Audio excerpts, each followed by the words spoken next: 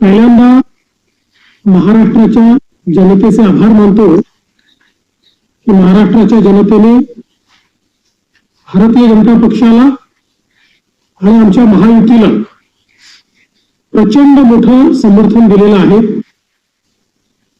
आपल्याला कल्पना आहे की मी यापूर्वी भाकीत केलं होतं की एकूण जे काही नगराध्यक्ष निवडून येतील त्यापैकी 75% हे महायुतीचे निवडून येतील। तशाच प्रकारचा कौल हा महाराष्ट्राच्या जनतेने दिलेला आहे आणि विशेषतः भारतीय जनता पार्टी हाच पहिल्या क्रमांकाचा पक्ष आहे हे देखील पुन्हा एकदा या ठिकाणी अधोरेखित झालेलं आहे। आतापर्यंत माझ्या हाती जे निकाल आहेत त्याच्यामध्ये जवळपास 129 नगराध्यक्ष हे भारतीय जनता पक्षाचे निवडून आलेले आहेत आणि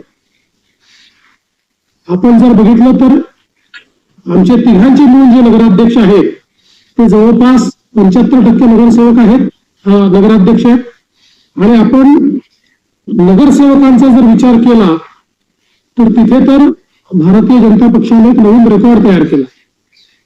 2017 साली आम्ही नंबर 1 चा पक्ष होतो, त्यावेळी आमचे 1602 नगरसेवक होते। आता त्याच्यात दुपटीपेक्षा जास्त 3325 नगरसेवक हे भारतीय जनता पक्षाचे निवडून आलेले आहेत। त्यामुळे एकूण जी नगरसेवकांची संख्या आहे त्याच्या 48% एकट्या भाजपचे नगरसेवक हे निवडून आलेले आहेत।